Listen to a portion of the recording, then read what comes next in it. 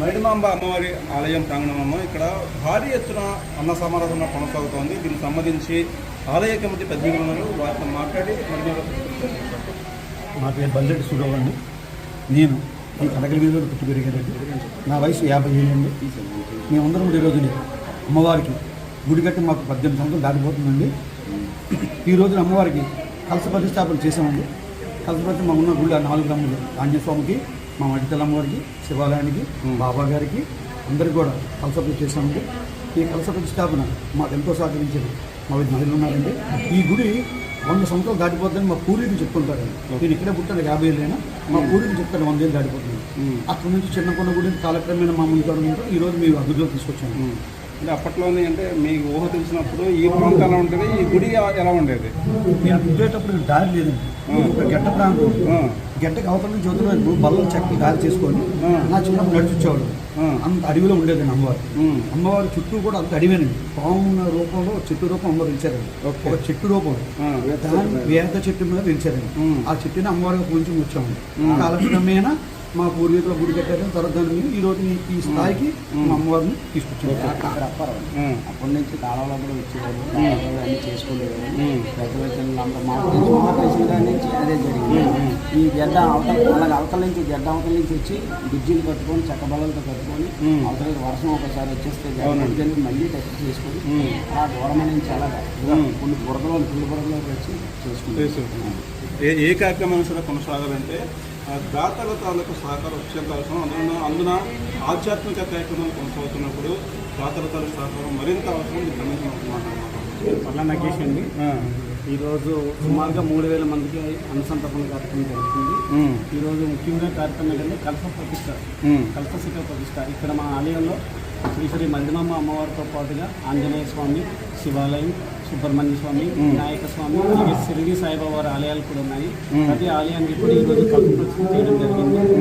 ఈరోజు అనుసంధాపన కార్యక్రమంలో ముఖ్యంగా మనకి ఇప్పుడు దాదాపు ప్రతి సంవత్సరం మాకు అనుసంధాపన కార్యక్రమం చేస్తుంది. ప్రతి సంవత్సరం కూడా ఆషాఢ మాసంలో లాస్ట్ ఆదివారం 7వ నెల మా అమ్మవారి పండుగ చాలా చాలా ఘనంగా జరుగుతుంటారు.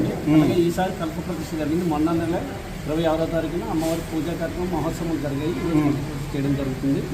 ఈరోజు ఈ మహా అనుసంధాపన కార్యక్రమానికి భోగి గణేష్ గారని ఆయన ఒకరు, అలాగే సుగ్న మోటార్స్ వారు, అలాగే జీవి రమణ గారు, అలాగే ఈ ఆలయ పెయింటింగ్స్ అన్నిటికీ కూడా మీసాల తాతల గారి జ్ఞాపకార్థం వారి మనలో మీసాల రామారావు గారు, అలాగే ఆలయానికి తలుపులు వాటికి ఆలయ ప్రెసిడెంట్ అయిన లంకా భాస్కర్ గారు, అలాగే చాలామంది ప్రతి పేరున అందరికీ కూడా కలశాల కోసం పెంటకోట సత్యనారాయణ గారి వాళ్ళ కుటుంబ సభ్యులు కూడా ఈ కలశాల కోసం ఇవ్వడం జరిగింది. ఈరోజు కలశ కార్యక్రమంలో ఒక్కొక్కరు ఈ 6 కలశాలను మనం ప్రతిష్ఠ చేయడం జరిగింది. ఒక్కొక్క కలశానికి ఒక్కొక్క కుటుంబ సభ్యులు దంపతులు వచ్చారు. ఇప్పుడు శివాలయానికి అంతప్పటికి పెంటకోట సత్యనారాయణ గారి కుటుంబం, అలాగే అమ్మవారి కలశ ప్రతిష్టకు బత్తి నవీన్ కుమార్ గారు కుటుంబ సభ్యులు, అలాగే ఆంజనేయ స్వామి వారి కుటుంబ కలశ ప్రతిష్టకు అక్కడ అప్పారావు గారి కుటుంబ సభ్యులు, అలాగే షిరిడి సాయిబాబా వారి కలశ ప్రతిష్టకు గోని మహేష్ గారి దంపతులు, అలాగే సుబ్రహ్మణ్య స్వామికి హేమంత్ గారు అని ఒక ఆయన, అలాగే నెక్స్ట్ మరి వినాయక స్వామికి హరి గారు అని వారి కుటుంబ సభ్యులు సహాయ సహకారాలు అందించారు. ఆ ఎల్లవెల్ల ఆ అమ్మవారు కటాక్షాలందరి మీద ఆశీస్సులు ఈ ఉన్న భక్తజనాలందరికీ ఇచ్చి ఈ చుట్టుపక్కల గ్రామాలందరినీ అమ్మవారు చల్లగా కాపాడాలని మీ ద్వారా అమ్మవారిని చాలా వేడుకుంటున్నాను. నా పేరు పెద్దింటి అనంతాచార్యులు.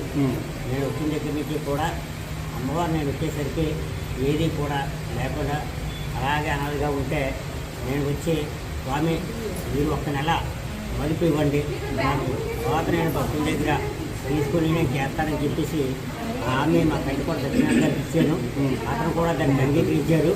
అంగీకరించి ఆ నెల అంతా కూడా నాకు ఇచ్చారు.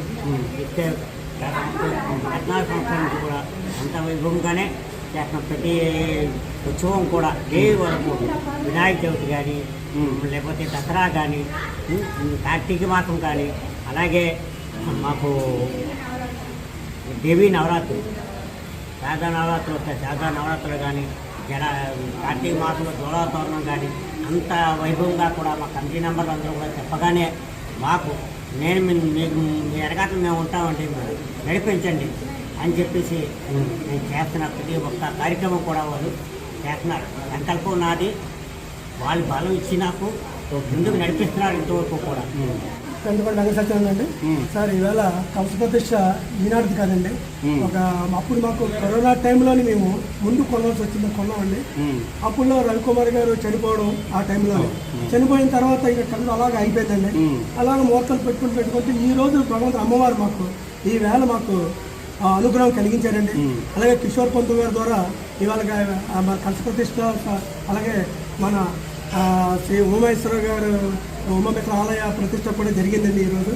అలాగే మొదట మాకు 14 సంవత్సరాల కిందట మాకు ఈత చెట్టు పూజించేవాళ్ళండి. ఫస్ట్ ఈత చెట్టు పూజించి అక్కడ పూర్వం అండి మా 14 సంవత్సరాల కిందట ఈత చెట్టు ఉండదు, ఇప్పుడు ఏమో ఉంది అక్కడ అటువైపు నుంచి వచ్చేవారు. భక్తులు వచ్చి ప్రతి సంవత్సరం ఆషాఢ మాసం లాస్ట్ వీక్ లోని పండుగ ఘనంగా జరిగేదండి. ఇప్పుడు కూడా అమ్మవారికి ఇప్పుడు లోటు లేదండి, పండుగ విషయంలో ఎక్కడా లోటు లేదు. ఇప్పుడు ఇంకా కొరవలో ఇప్పుడు ఏంటంటే ఉత్సవ కమిటీ ఆలయ కమిటీ ఆధ్వర్యంలోనే ఇంకా చాలా ఘనంగా జరుగుతున్నాయండి పండుగలు కానీ. ఈ రోజు అమ్మవారి దయ వల్ల మాకు ఈ కలశ ప్రతిష్ట జరిగిందండి. మాకు భక్తులకి ఈ సందర్భంగా మీకు నేను చెప్పుకోవచ్చు. తల్లి అప్పుడు కానీ తల్లికి ఆషాఢ మాసంలోనే చాలా సత్యమైన తల్లి, చాలా మంచి పైన తల్లి. కుంభాలు పట్టుకొని వచ్చి సాయంత్రం కూడా ఊరేగింపుగా వచ్చేవాళ్ళు, వచ్చి చాలా బాగా చేసేవాళ్ళు అమ్మవారి వాళ్ళు. మీ పేరమ్మా? లక్ష్మి. మా పెళ్ళయి ఇప్పటికి 35 సంవత్సరాలు అవుతుందండి. ఇక్కడికి వచ్చాక ఈ మరిడమ్మ తల్లి టెంపుల్ కొత్త చేతిలాగా ఉండేది విన్నాను. కానీ తర్వాత ఈ టెంపుల్ కట్టడం జరిగింది. ఈ పంతులు గారు వచ్చాక మరింత బాగా పూజలేసి అన్ని బాగా చేశారు. ఏమి అనుకున్నా మనకి ఆ సంకల్పాలు ఈ అమ్మవారు చాలా బాగా నెరవేరుస్తుంది. మా అందరికీ నమ్మకం. కలిసాలు పెట్టాలని నేను మా వారు ఎప్పుడు కరోనా ముందు నుంచి అనుకున్నాం. ఇప్పటికీ మాకు అదృష్టం వచ్చింది. ఇది అమ్మవారి ఆవేశంగా దాదాపు 50 ఏళ్ళ క్రితం అంటే బహుశా అది 1970 లక్షణం కావచ్చు. అప్పటికి ఈ ప్రాంతం అంటే విశాఖనగరం అయిపోయింది, కానీ అప్పుడు ఇంకా పూర్తిగా అభివృద్ధి చెందలేదు. ఇంకా చెప్పాలంటే ఇప్పుడు గడ్డ ఉండేదట, గడ్డ దాటుకొని భక్తులు అమ్మవారి దర్శనం వచ్చేవారు. మన దేశంలో ముఖ్యంగా మన భారతీయ సంస్కృతిలో కేవలం ఒక సూర్యుని పూజిస్తారు, ఒక రాత్రిని పూజిస్తారు, అదేవిధంగా కృష్ణుని పూజిస్తారు. ఈకమూలని విశాఖను నీలం రాక్షిస్తారు. ఇక్కడ ఈ అమ్మవారికి ఈత చెట్లు ఉండేదట, అమ్మవారిని పూజించేవారు, పితృని పూజించేవారు. ఈ కార్యక్రమంలో భక్తులు రావడం, అమ్మవారికి పూజలు చేయడం వార్షిక జాతర సేవలు కొనసాగుతూ వస్తుంది. వీటికి సంబంధించి ఒక గొప్ప కార్యక్రమాన్ని ఈ రోజు నిర్వహించారు. కలశ కార్యక్రమం చేశారు. శ్రీ మేడం తల్లికి, శ్రీ మేడం తల్లికి, శ్రీ ఉమామేశ్వర స్వామికి.